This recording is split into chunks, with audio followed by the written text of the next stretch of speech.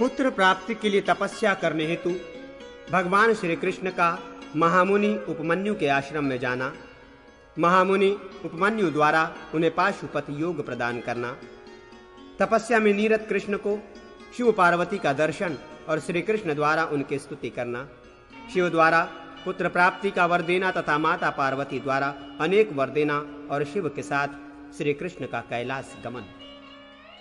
सूत जी बोले, ऋषिकेश, भगवान पुरुषोत्तम देव ने पुत्र प्राप्ति के लिए तपस्या के निदान रूप में सर्वोत्कृष्ट घोर तपस्या की।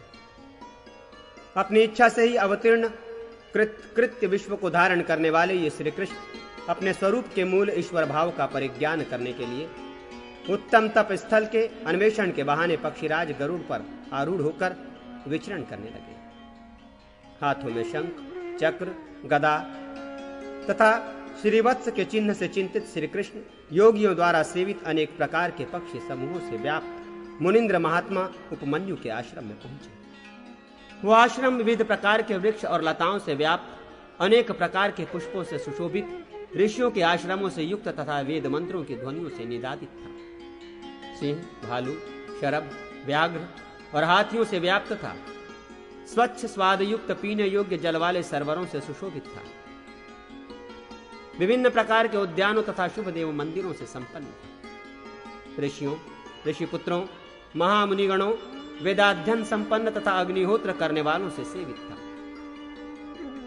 नासिका के अग्रभाग में जिनकी दृष्टि लगी हुई है, ऐसे ध्यान परायण योगियों से युक्त, सभी प्रकार से पवित्र, तत्वदर्शी ज्ञानियों से सेवित और चारों ओर से नदियों से घिरा था। वो आश्रम ब्रह्मवादी जापकों, शंकर की आराधना में निरत पवित्र तपस्वियों से सेवित, सत्य संकल्प वाले, परम शांत, शोक तथा उपद्रव रहित, यथाविधि सभी अंगों में भस्म लगाए हुए रुद्र के जप में परायण, मुंडित या मात्र जटा रखे हुए तथा जटा के समान शिखा वाले अन्य तपस्वियों, ज्ञानियों और ब्रह्मचारियों से नित्य सेवित था। वहां सिद्धों के आश्रमों से सुशोभित उस रमणीय श्रेष्ठ आश्रम में पापों का नाश करने वाली भगवती गंगा नित्य प्रवाहित रहती थी। उस विश्वात्मा माधव ने उन कलमश रहित तपस्वियों को ढूंढ ढूंढ कर उनके समीप जाकर उन्हें सविधि प्रणाम किया और स्तुति पूर्वक उनकी पूजा की। उन शंख, चक्र, गदाधारी योगियों के परम गुरु जगद्योनि श्री कृष्ण को देखकर उन्होंने तपस्वियों ने भक्ति पूर्वक प्रणाम किया और अव्यक्त आदिदेव महामुनि तथा उन सनातन देव का हृदय में ध्यान कर वैदिक मंत्रों से उनकी स्तुति करने लगे और आपस में कहने लगे, ये वही अद्वितीय परम साक्षात नारायण भगवान है। स्वयं पुराण पुरुष देव ही इस समय आए हुए हैं। यही अव्यय हैं, सृष्टि करने वाले, संहार करने वाले तथा पालन करने वाले यही हैं। अमूर्त होते हुए भी ये मूर्तिमान होकर मुनियों को देखने के लिए यहाँ आए हुए हैं। ये धाता, विधाता और सर्वव्यापी ही आ रहे हैं। ये अनादि, अक्षय, अनंत महाभूत और महेश्वर है। वाणी के अगोचर गोविंद हारे उन तपस्वियों के वचनों को सुनते हुए शीघ्र ही उन महात्मा उपमन्यु के स्थान पर गए। उन यदुवंशी देवकी पुत्र श्री कृष्ण ने प्रत्येक तीर्थ में श्रद्धापूर्वक आचमन कर, मार्जन कर देवता, ऋषि और पितरों का तर्पण किया और मुनीश्वरों के द्वारा नदियों के किनारे स्थापित अमित तेजस्वी शंकर के लिंगों की पूजा की। वहां के निवासियों ने जहां जहां भी जनार्दन को आते हुए देखा, वहां वहां पुष्पों और अक्षतों से उनकी पूजा की। श्रांग धनुष, शंख तथा असी धारण करने वाले एवं शुभ अंगों वाले उन वसुदेव का दर्शन कर वहां रहने वाले सभी निश्चल से खड़े हो गए। वहां योग में आरूढ़ होने के इच्छुक जिन लोगों के मन समाधिस्थ थे, वे भी जनार्दन हरि को अपने सम्मुख देखकर उनका दर्शन करने के लिए अपनी इंद्रियों को बहिर्मुख कर लिए। इधर श्री कृष्ण ने गंगा में अवगाहन करने के पश्चात देवताओं, पितरों आदि का दर्शन, तर्पण आदि कर उत्तमोत्तम पुष्प आदि लेकर श्रेष्ठ मुनि उपमन्यु के गृह में प्रवेश किया। योगियों में श्रेष्ठ, भस्म से अवलिप्त शरीर वाले जटा और चीरधारी उन शांत मुनि को देखकर श्री कृष्ण ने सिर झुकाकर उन्हें प्रणाम किया। कृष्ण को आते हुए देखकर तत्वज्ञ उन मुनि ने योगियों के प्रथम पूज्य उन्हें आसन पर बिठाया और उनकी पूजा की। मुनि ने कहा, हम जानते हैं कि प्राणी के उत्पत्ति स्थान परम पद रूप अव्यक्त शरीर वाले विष्णु शिष्य के रूप में उपस्थित हुए हैं। ऋषिकेश, आपका स्वागत है। हमारे तप सफल हुए जो साक्षात विश्वात्मा विष्णु ही मेरे घर आए हैं। प्रयत्न करते हुए भी योगी तथा मुनिजन आपको देख नहीं पाते। ऐसे आपके यहाँ आने का प्रयोजन क्या है? उपमन्यु के इस वाक्य को सुनकर केशी का मर्दन करने वाले महायोगी भगवान ने उन्हें प्रणाम कर कहा। श्री कृष्ण बोले, भगवान शंकर के दर्शनों के लिए उत्सुक मैं यहां आया हूं। कृतिवासा गिरीश भगवान शंकर का दर्शन करने की मेरी उत्कट इच्छा है। योग विदों में श्रेष्ठ भगवान ईश का शीघ्र ही कैसे दर्शन कर सकता हूं? उन रमापति को मैं कैसे देख पाऊंगा? ऐसा कह जाने पर भगवान उपमन्यु ने कहा कि तीव्र भक्ति एवं तपस्या के द्वारा वे परमेश्वर देखे जा सकते, इसलिए ऐसा ही प्रयत्न करो। ब्रह्मवादी मुनिंद्र जप करने वाले तथा जो तपस्वी हैं वे यहाँ उन देव ईश्वर देवाधिदेव का ध्यान करते हुए निवास कर रहे हैं। यहाँ भगवान देव वृषभध्वज पत्नी पार्वती सहित तथा विविध भूतों और योगियों से घिरे हुए सदा क्रीड़ा करते हैं। प्राचीन काल में इस आश्रम में कठोर तप करके भगवान वशिष्ठ ऋषि ने महेश्वर रुद्र से योग प्राप्त किया था। यहीं प्रभु कृष्ण द्वैपायन भगवान व्यास ने उन ईश्वरों के भी ईश्वर भगवान शंकर का दर्शन कर परम ज्ञान प्राप्त किया था। इस रमणीय श्रेष्ठ आश्रम में सुरभि ने भक्तिपूर्वक तपस्या करके जटाधारी रुद्र से पुत्रों को प्राप्त किया था। पूर्व काल में काल से भयभीत देवताओं ने यहीं पर श्रीमान हर महाकाल का दर्शन कर भय से रहित होकर शांति प्राप्त की थी। तपस्वियों में श्रेष्ठ द्विज सावर्णी ने यहीं पर महादेव की आराधना करके परम योग तथा उत्तम ग्रंथ रचना की शक्ति प्राप्त की। तभी उन्होंने कल्याणकारिणी सुंदर पुण्य प्रदान करने वाली पुराण संहिता का निर्माण कर सत शिष्यों और द्विजातियों में उसका प्रवर्तन किया। पुरुषोत्तम इस स्थान पर कापेय शांश पायन ने महादेव का दर्शन कर उनकी आज्ञा प्राप्त करके 12,000 श्लोकों वाली इस कूर्म रूपधारी भगवान विष्णु के द्वारा वर्णित पुराण संहिता का निर्माण किया। वेद सम्मत पुण्य वानवीय पुराण संहिता का 16,000 श्लोकों वाला उत्तर भाग यहीं पर प्रवर्तित हुआ। यहीं पर शांस पायन द्वारा कही गई पुराण संहिता का प्रचार उनके शिष्यों ने किया। महायोगी याज्ञवल्क्य ने यहीं पर तपस्या द्वारा शंकर का दर्शन करके उनकी आज्ञा से श्रेष्ठ योग शास्त्र का निर्माण किया था। पूर्व काल में भृगु ने यहीं परम तप करके महेश्वर से योगियों में श्रेष्ठ शुक्र नामक पुत्र को प्राप्त किया। इसलिए यहीं पर तपस्या करके देवताओं के इस महेश्वर विश्वेश उग्र भीम कदर्पी का आप दर्शन करें। ऐसा कहकर महामुनि उपमन्यु ने सुंदर कर्म करने वाले कृष्ण को पाशुपत योग, पाशुपत व्रत और पाशुपत ज्ञान प्रदान किया। उन श्रेष्ठ मुनि के कहने से वे प्रभु मधुसूदन वहीं पर तपस्या द्वारा रुद्र की आराधना करने लगे। सभी अंगों में यथाविधि भस्म धारण करके मुंडित एवं वल्कल वस्त्रधारी होकर अनन्य मन से शिव में चित्त को समाहित कर निरंतर शिव संबंधी मंत्रों का जप करने लगे। तदनंतर बहुत समय बीत जाने के बाद अर्ध चंद्रमा को आभूषण रूप में धारण किए सोमरूप महादेव महेश्वर देवी पार्वती के साथ आकाश में दिखलाई पड़े। उन श्री कृष्ण ने मुकुट, गदा, त्रिशूल, पिनाक, धनुष तथा चित्र विचित्र माला धारण किए हुए सिंह के चर्म रूपी वस्त्र से समस्त अंगों को आच्छादित किए हुए देवाधिदेव महादेव को देवी पार्वती के साथ देखा। हाथ में परशु धारण किए हुए नृसिंह के चर्म से आच्छादित शरीर वाले प्रणव का उच्चारण कर रहे तथा सहस्र सूर्यों के समान श्रेष्ठ त्रिलोचन भगवान शंकर का श्री कृष्ण ने दर्शन किया। उन्होंने श्री कृष्ण ने अपने समक्ष पुराण पुरुष सनातन प्रभु योगी ईश्वर अणु से भी सूक्ष्म अनंत शक्ति युक्त प्राणेश्वर शंभु को देखा, जिन रुद्र के प्रभाव का देवता पितामह इंद्र, अग्नि, वरुण तथा यम भी आज तक वर्णन नहीं कर पाए। उन आदि देव को श्री कृष्ण ने सामने देखा।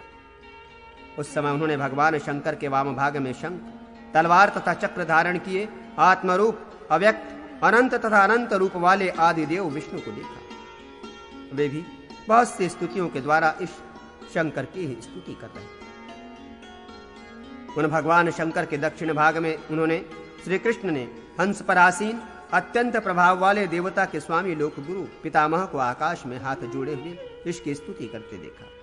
उन्होंने श्री कृष्ण ने तीनों लोकों के स्वामी श्री शंकर के सम्मुख हजारों सूर्यों के समान गणेश्वरों, अमित प्रभाव वाले नंदीश्वरादिकों तथा मयूर सहित अग्निदर्श दृश्य कुमार कार्तिकेय को देखा। उनके पीछे की ओर मरीचि, अत्रि, पुलह, पुलत्स, प्रचेता, दक्ष, कर्म, पराशर, वशिष्ठ और स्वयंभुव मनु को भी देखा। इन उदार बुद्धि वाले विष्णु कृष्ण ने भक्ति पूर्वक हाथ जोड़ते हुए देवी पार्वती सहित शंकर को प्रणाम किया तथा अपने हृदय में आत्मस्वरूप का ध्यान कर देवताओं में प्रधान शंकर की मंत्रों द्वारा स्तुति की। श्री कृष्ण बोले, शाश्वत सबके मूल कारण आपको नमस्कार है। ऋषि लोग आपको ब्रह्मा का भी अधिपति कहते हैं। संत जन तप, सत्व, रज एवं तमोगुण और सब कुछ आपको ही बतलाते हैं। आप ब्रह्मा, विष्णु, विश्वयोनि, अग्नि, संहर्ता और सूर्य मंडल में निवास करने वाले हैं। प्राण, बहुवत, अग्नि तथा इंद्रादि विविध देव आप ही हैं। मैं अद्वितीय देव ईश की शरण में आया हूं। सांख्य शास्त्र वाले आपको एक रूप और गुणातीत कहते हैं। योगी जन हृदय में रहने वाले आपकी सतत उपासना करते हैं। वेद आपको रुद्र, अग्नि नाम से कहते हैं। मैं आप इस देव की शरण में आया हूं। मनुष्य आपके चरण में मात्र एक पुष्प अथवा बिल्वपत्र ही चढ़ाकर संसार बंधन से विमुक्त हो जाता है। सिद्धों तथा योगियों द्वारा सेवित आपके चरण कमलों का स्मरण कर आपकी कृपा से मनुष्य सभी पापों को विनष्ट कर डालता है। तत्वज्ञ लोग जिन्हें सभी प्रकार के विभाग से रहित, निर्मल, अंतर हृदय में व्यवस्थित, ज्योति, अनंत, अद्वितीय, अचल, सत्य, पर, सर्वव्यापी तथा आदि, मध्य और अंत से रहित स्थान रूप कहते हैं, वो संसार जिनसे उत्पन्न होता है, ऐसे आप सत्य विभव, सनातन, विश्वेश्वर शिव की शरण में मैं आया हूं। प्रणव रूप नीलकंठ, त्रिलोचन और शक्ति रूप आपको नमस्कार है। आप महादेव तथा नित्य ईशान को बार बार नमस्कार है। पिनाक नामक धनुष धारण करने वाले आपको नमस्कार है। मुंडू और दंड धारण करने वाले आपको नमस्कार है। हाथ में वज्र धारण करने वाले, दिशारूपी वस्त्र वाले, कपर्दी जटाधारी आपको नमस्कार है। भयंकर नाद करने वाले तथा दहाड़ वाले काल स्वरूप आपको नमस्कार है। नागों को यज्ञोपवीत के रूप में धारण करने वाले और अग्नि स्वरूप वीर वाले आपको नमस्कार है। गिरीश आपको नमस्कार है। स्वाहाकार आपको नमस्कार है। उन्मुक्त अट्टहास करने वाले आपको नमस्कार है और भीम रूप आपको बार बार नमस्कार है। कामदेव का विनाश करने वाले आपको नमस्कार है। काल का मंथन करने वाले आपको नमस्कार है। भयानक वेश धारण करने वाले आपको नमस्कार है और निशंग तर्कसधारी हर को नमस्कार। तीन आंखों वाले आपको नमस्कार है। गज चर्म धारण करने वाले आपको नमस्कार है। अंबिका के स्वामी को नमस्कार है और पशुपति को नमस्कार है। आकाश रूप आपको और आकाश के अधिपति को नमस्कार है। नर और नारी का शरीर धारण करने वाले अर्धनारीश्वर तथा सांख्य और योग का प्रवर्तन करने वाले आपको नमस्कार है। देवताओं के स्वामी और देवताओं द्वारा आराधित लिंग वाले आपको नमस्कार है। कुमार के गुरु, कार्तिकेय के पिता आपको तथा देवाधिदेव आपको नमस्कार है। यज्ञ के अधिपति को नमस्कार है। ब्रह्मचारी को नमस्कार है। महान मृगव्याघ्र तथा ब्रह्माधिपति को नमस्कार है। हंसरूप को नमस्कार है। विश्वरूप तथा मोहित करने वाले को बार बार नमस्कार है। योगी, योग से प्राप्त होने योग्य तथा योग की ही जिनकी माया है, ऐसे आपको नमस्कार है। प्राणों का पालन करने वाले प्राणी मात्र के प्राण रक्षक तथा घंटानाद प्रिय को नमस्कार है। कपाली आपको नमस्कार है। नक्षत्रों के स्वामी को नमस्कार है। आपको नमस्कार है, नमस्कार है, नमस्कार है। पुनः आपको बार बार नमस्कार है। परमेश्वर, आप मेरी अभिष्ट इच्छाओं को सभी प्रकार से मुझे प्रदान करें। विप्रों, इस प्रकार वे माधव भक्ति पूर्वक देवेश की स्तुति कर देव और देवी अर्थात शंकर पार्वती के चरणों में दंडवत गिर पड़े। मेघ के समान गंभीर ध्वनि वाले भगवान शंकर ने केशी को मारने वाले कृष्ण को उठाकर मधुर वचन कहा। पुंडरीकाक्ष, अव्यय, आपने तप क्यों किया? क्योंकि आप ही कामना करने वालों की सभी कामनाओं को पूर्ण करने वाले हैं। आप ही मेरी नारायण नाम वाली परम मूर्ति हैं। पुरुषोत्तम, तात, आपके लिए कुछ भी अप्राप्य नहीं है। केशव, अपने योग द्वारा आप अपने को नारायण, अनंत, परमेश्वर, महादेव और महायोगी जाने। उनका ये वचन सुनकर हंसते हुए श्री कृष्ण ने विश्वेश्वर तथा हिमालय पुत्री देवी पार्वती की ओर देखकर वृषध्वज शंकर से कहा, प्रभु शंकर, आपको अपने योग द्वारा सब कुछ ज्ञात है। मैं अपने ही समान ऐसा पुत्र चाहता हूं जो आपका भक्त हो। श्री शंकर, आप मुझे प्रदान करें। प्रसन्न मन होकर विश्वात्मा हर ने तथास्तु ऐसा कहकर और देवी पार्वती की ओर देखकर केशव का आलिंगन किया। तदनंतर शंकर के आधे शरीर में स्थित संसार की माता हिमालय पर्वत की पुत्री देवी पार्वती ऋषिकेश से बोली, अच्युत, केशव, वत्स, मैं ईश्वर शंकर में तथा मुझ में भी सर्वदा रहने वाली आपकी अनंत, निश्चल और अनन्य भक्ति को जानती हूं। आप ही साक्षात नारायण और सर्वात्मा पुरुषोत्तम है। पूर्व काल में देवताओं के द्वारा प्रार्थना किए जाने पर आप देवकी के पुत्र के रूप में उत्पन्न हुए थे। आप अपने आत्मरूप को तथा अपने निर्मल पद को स्वयं देखें। हम दोनों में कोई भेद नहीं। विद्वान लोग हम दोनों को एक रूप में देखते हैं। केशव, आप इस अभिष्ट वरों को मुझसे ग्रहण करें। आपको सर्वज्ञता, ऐश्वर्य, वो परमेश्वर संबंधी ज्ञान, शिव में निश्चल भक्ति तथा अपने में श्रेष्ठ बल प्राप्त हो। उन महादेवी के द्वारा ऐसा कहे जाने पर जनार्दन कृष्ण ने उनके वर रूपी आशीर्वाद को शिरोधार्य किया। देव महेश्वर ने भी कृष्ण से ऐसा ही कहा, अर्थात आशीर्वाद प्रदान किया। तब देवताओं तथा मुनियों से पूजित होते हुए देवादिदेव गिरीश भगवान शंकर कृष्ण का हाथ पकड़कर देवी पार्वती के साथ कैलाश पर्वत पर चले।